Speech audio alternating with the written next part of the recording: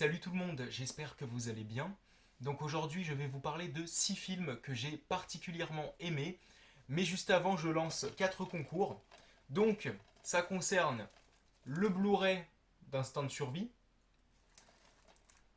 ensuite le DVD de Saw chapitre final, le DVD de Dead Snow et le retour de Chucky. Alors, donc ce sera un film par gagnant, mais vous avez quand même le droit de participer aux 4 concours pour multiplier vos chances de gagner. Donc pour y participer c'est simple, il faut répondre à une question pour chaque film. Pour Instinct de survie, la question c'est comment s'appelle le personnage principal joué par Blake Lively. Pour Saw, chapitre final, c'est combien y a-t-il d'épisodes dans cette saga. Pour Dead Snow, quel est le pays d'origine du film, tout simplement. Et pour le retour de Chucky, c'est dans quel endroit se déroule principalement le film. Donc surtout, faudra me répondre en message privé, que ce soit sur Instagram, Facebook ou par mail. Bon, de toute façon, mon Instagram et mon Facebook, vous les avez dans l'intro de ma vidéo. Et mon adresse mail, je vous l'ai laissé dans le descriptif de ma vidéo qui se trouve juste en dessous. Et donc, vous connaîtrez le nom des gagnants le 10 février. Et au passage, ce sera l'anniversaire de la Horde et Wolfman qui sont sortis dans les cinémas français le 10 février 2010. Donc je suis allé les voir, j'étais ado, donc j'y suis très attaché, et puis même j'aime beaucoup ces deux films. Enfin bref, c'était pas très important de le dire, mais j'en avais envie. Donc les résultats des concours se feront en vidéo, comme d'habitude. Je ferai un tirage au sort à l'ancienne, comme d'habitude. Et puis la vidéo arrivera certainement dans l'après-midi ou en début de soirée. D'ailleurs, ça me fait rire pour ma page Facebook parce que je n'y suis pas allé depuis très très longtemps. Mais c'est juste qu'il y avait plus personne pendant un moment. Donc j'ai arrêté d'y aller. Il faudrait que j'y retourne parce que si ça se trouve, on m'a envoyé quelques messages. Et de toute façon, il faudra que j'y retourne dans tous les cas parce que si jamais vous m'envoyez vos réponses par rapport au concours, bah voilà, il faudra que j'y retourne. Par contre, sur Instagram, je suis très actif, donc je vous conseille de me suivre là-bas si c'est pas déjà fait, et puis si vous en avez envie, surtout. Là-dessus, je vous parle de chaque film que je viens de regarder, je vous fais une petite critique.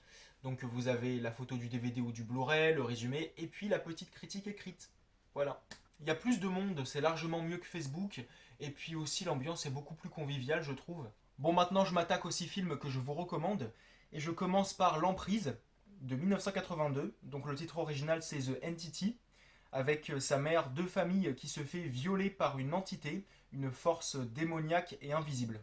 Donc une histoire absolument horrible qui est en plus inspirée de faits réels.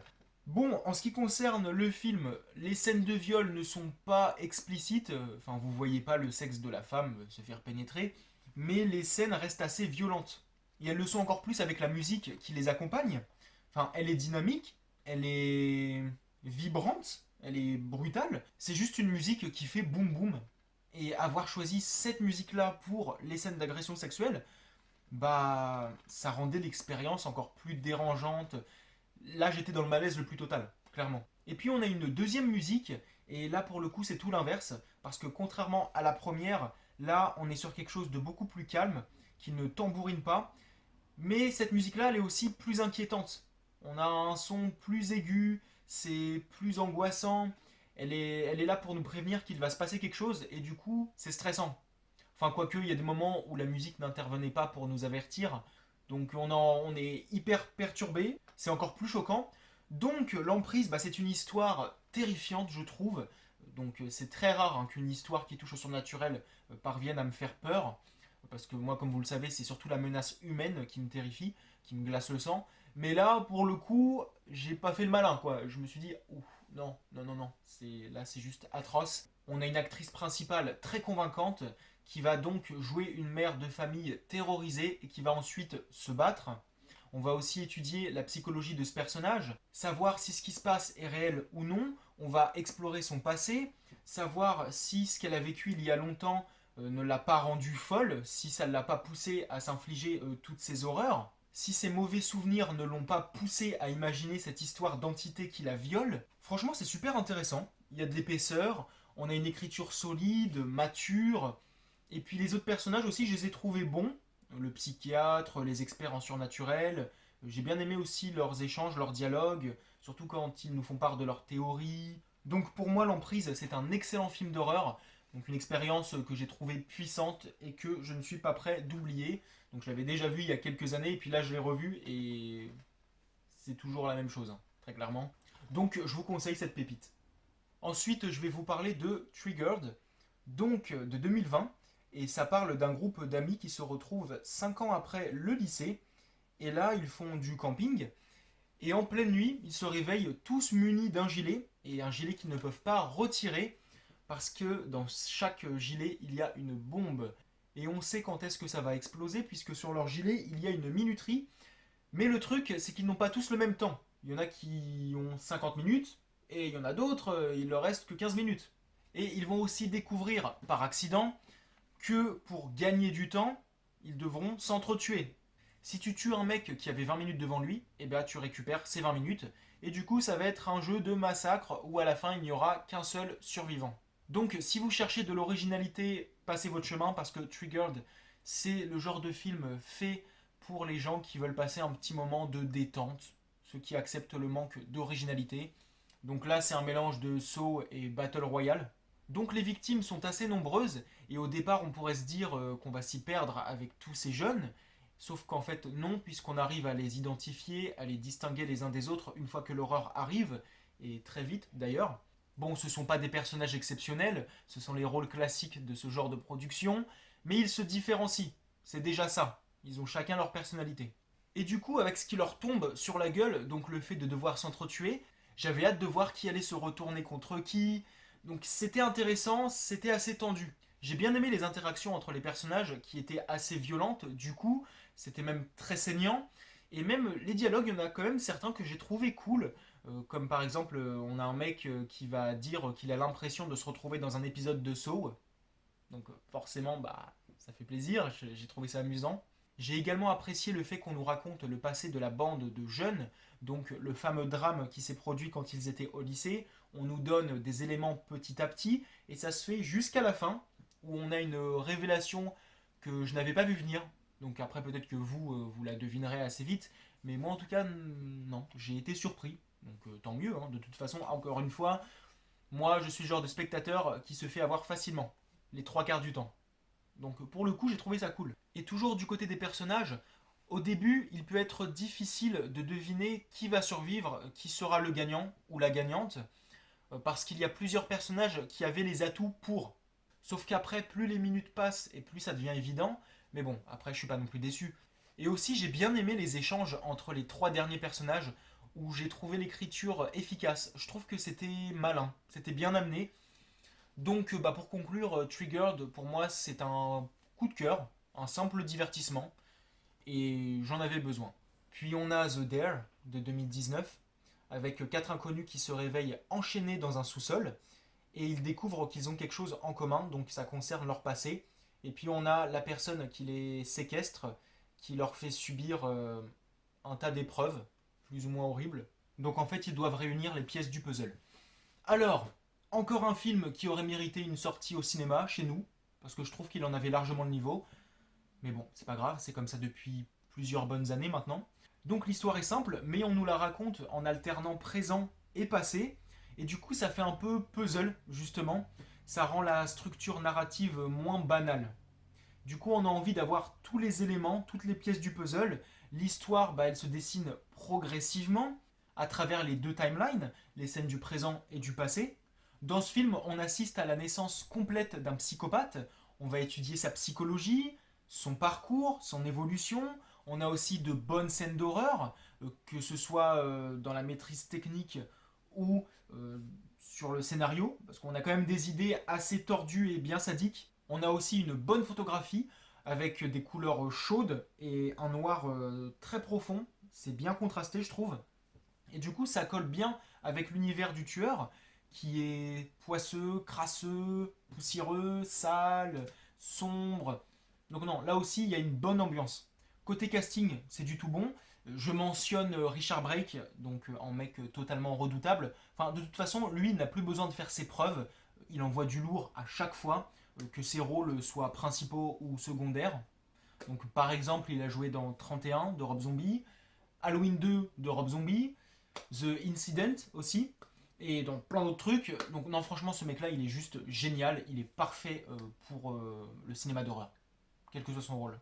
Donc le bilan, bah moi ça faisait longtemps que je n'avais pas vu un film de séquestration aussi bien réalisé, avec un côté à la Saw et Hostel, même si l'histoire est quand même différente, mais on est un petit peu sur le même délire horrifique.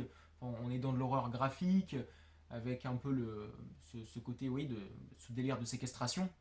Mais en tout cas, The Dare, pour moi, c'est une très bonne surprise. Maintenant, je m'attaque à Mother's Day de 1980.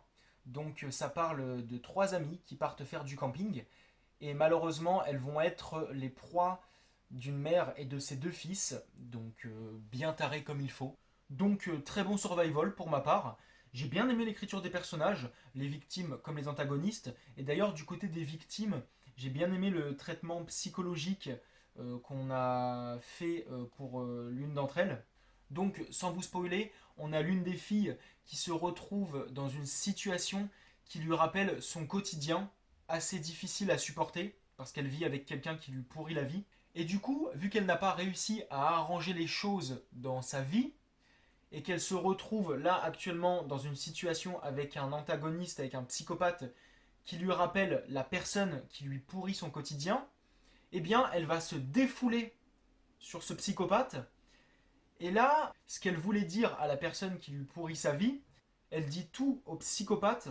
Et là, du coup, on sait ce qu'elle a sur le cœur, et en même temps, ça rend la fille plus sombre. Voilà, c'est une victime, et pourtant, elle devient un peu sombre par rapport à cette scène-là. Et ça lui donne aussi beaucoup plus d'épaisseur, beaucoup plus de puissance. Et ça, j'ai aimé. Et sinon, bon, le trio féminin, justement, les victimes. Alors moi, clairement, j'ai adoré cette petite équipe. Moi, je les ai trouvées attachantes. J'étais mal pour elles. J'avais peur aussi. Mention spéciale pour la scène d'évasion à travers une fenêtre. Donc oui, c'était quand même bien stressant. Franchement, ce film défile sans temps mort. Je me suis pas fait chier. Et puis la fin, je l'ai trouvée parfaite. J'aurais pas trouvé mieux. Et je m'attendais pas du tout à ça. Et pourtant, ça a du sens par rapport à ce qu'on a entendu précédemment. Donc non, c'était top. Donc très bonne découverte, un bon survival. On est devant quelque chose de déjanté, de malsain et de brutal. Donc non, franchement, je vous le recommande. Avant-dernier film, et il s'agit de Life Origine Inconnue, donc qui date de 2017. Alors là, on se retrouve dans l'espace avec un groupe de scientifiques qui se retrouvent avec une créature extrêmement dangereuse. Alors là, c'est un gros coup de cœur, c'est même l'un de mes films préférés. Et pourtant, à la base, j'étais pas chaud à l'idée de le voir, parce qu'en fait, l'affiche au cinéma faisait très téléfilm de luxe, grand public, avec son casting 5 étoiles. Donc là, pour le coup, j'étais pas chaud, j'avais même pas vu la bande-annonce. Et finalement, bon, j'ai décidé de lui laisser une chance, je suis allé le voir, et waouh, surprise, j'ai adoré. Je m'attendais pas à ce que ça vire à l'horreur en fait. Je savais même pas de quoi ça parlait tout simplement. Donc un excellent huis clos, bien tendu comme il faut, et assez effrayant aussi. Alors, la créature, elle est pas hyper originale, mais elle m'a marqué. J'ai bien aimé son look. Alors au départ, elle est toute mimi, toute belle, on dirait une sorte de fleur d'algue. Et puis après, elle est devenue repoussante. Déjà, les tentacules, moi, ça me fait peur. Donc je suis pas objectif quand je dis que la créature est effrayante. Mais moi, en tout cas, les tentacules, c'est quelque chose qui me dérange, qui me répugne. Et ça me fait peur. Voilà, quand ça t'attrape le bras et tout, là. Et en plus, là, elle avait des dents. Donc c'est encore pire. Mais les tentacules, c'est un délire. De toute façon, c'est pas compliqué. Tout ce qui est forme de vie avec une apparence différente de ce qu'on a l'habitude de voir, de ce qu'on connaît, tout ce qui est forme de vie inconnue, du coup, bah moi ça me fait peur. Ça me donne la chair de poule, je suis mal à l'aise. Et là, dans Life, elle grossit de plus en plus cette créature. Voilà. Elle est rusée, rapide, intelligente et elle a une putain de force. J'étais pas très bien pour les personnages, j'avais peur pour eux. Bah, tu te dis que s'ils croisent la créature, ils vont passer un sale quart d'heure. Parce que même si elle a de la force, bah, ça ne veut pas dire qu'elle va les tuer en 2 secondes. Non, parce que justement, ici, les personnages meurent lentement. Ça dure, ils souffrent bien. Donc c'est assez sadique. Et aussi, si j'avais peur pour les personnages, c'est parce que je les trouvais attachants. ils étaient aimables, ils étaient touchants. Donc je voulais pas qu'il leur arrive quelque chose. Et là, c'était stressant avec ces courses-poursuites, là, cette chasse à l'homme. Et d'ailleurs, les acteurs, je les ai trouvés excellents.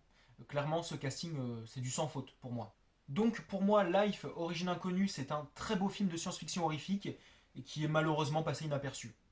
Il est quand même passé au cinéma, donc je suis content, mais c'est dommage qu'on n'en parle pas plus que ça. Pour moi, c'est un excellent film d'Alien. Et pour terminer, vous avez Splinter de 2008. Donc on se retrouve dans une station-service avec un jeune couple et un prisonnier en cavale, et donc ils sont la cible d'un parasite qui transforme ses victimes en dangereuses créatures. Donc je précise que Splinter c'est un DTV, et je trouve qu'il aurait mérité une sortie dans les salles obscures françaises. C'est dommage, mais bon. Donc là aussi on est dans un huis clos. Alors j'ai bien aimé cette histoire de parasite épineux, et j'aime bien aussi sa façon de transformer les victimes qu'il contamine. Bon, je vous en dirai pas plus, mais j'ai trouvé ça assez crade, c'était répugnant. On a quelques scènes bien trash, on a aussi des scènes assez stressantes, surtout quand les personnages sont dans la station-service enfermés, et puis on a les petites mains comme ça qui se baladent. Donc ouais, ça m'a fait froid dans le dos. Les effets spéciaux sont très bons. Après, faut dire aussi que le film a ses limites budgétaires, c'est-à-dire que bah, la créature, on était obligé, dès qu'elle apparaissait, on était obligé de la filmer en secouant la caméra. Et ce qui fait que ça donnait plus de dynamisme. Après, c'est pas forcément au goût de tout le monde, cette caméra parkinsonienne là, parce que ça peut. Bah non, c'est pas que ça peut, c'est que c'est le cas en fait. Les scènes d'attaque, du coup, quand la créature était là, quand elle s'attaquait au personnage, eh bien, les scènes n'étaient pas hyper lisibles. Bon, on savait quand même ce qui se passait, hein, mais ça peut être dérangeant pour pas mal de personnes.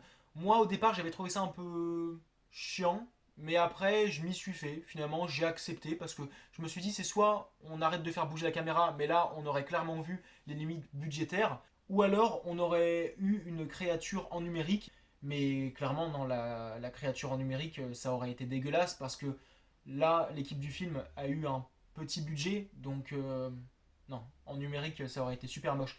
Et puis j'ai accroché au trio de survivants. On a un jeune couple où il y a de la complicité, clairement. Je trouve que les deux personnages étaient naturels. Voilà, on sentait une alchimie. Et puis le prisonnier en cavale, bah, c'est aussi un personnage solide que j'ai trouvé intéressant et finalement attachant. Ce sont pas des personnages qui vont rester là à rien faire, à paniquer. Enfin oui, ils paniquent, mais ils vont tout tenter pour s'en sortir. Je veux dire, ils sont proactifs, tu te fais pas chier avec eux. On a même l'un des personnages qui va étudier le comportement de la créature, ou du parasite du moins. Il va l'analyser. Et du coup, bah, les trois personnages vont tenter des choses. Ils vont essayer de distraire le monstre pour essayer de s'enfuir. Ils vont essayer aussi de le combattre. Non, franchement, c'était intéressant. Moi, j'étais à fond dedans. Donc, j'ai passé un très bon moment devant Splinter. Alors, c'est pas un chef-d'œuvre, mais je trouve qu'il s'en sort très bien. Et j'espère qu'il vous plaira. Donc, c'est terminé pour cette vidéo spéciale recommandation. J'attends vos avis, n'hésitez pas à me les donner. Et puis, on se retrouve très bientôt. Je ne sais pas si j'aurai le temps de faire une vidéo avant de faire celle où vous aurez le nom des gagnants des 4 concours. Mais bon, en tout cas, au plus tard, on se retrouve le 10 février pour les résultats des concours. Je vous remercie d'avoir accordé du temps à ma vidéo et on se retrouve bientôt. Salut!